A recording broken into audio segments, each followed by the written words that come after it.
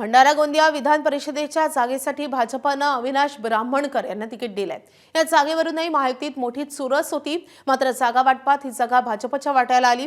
दुसरीकडे मवियात मात्र उमेदवारी चांगलीच चुरस रंगली आहे। मवियात प्रफुल्ल अग्रवाल, रमेश पारधी, दिलीप बनसोड यांच्यात उमेदवारीसाठी स्पर्धा रंगली आहे। त्यामध्ये अग्रवाल यांचं नाव आघाडीवर आहे। सगळ्यांनी माझ्यावरती विश्वास दाखवला आणि मला ही उमेदवारी दिली। याचबरोबर मी आपल्या दोन्ही जिल्ह्यातले जे मतदार आहेत, जे माझे सहकारी आहेत, माझा मित्र परिवार आहे,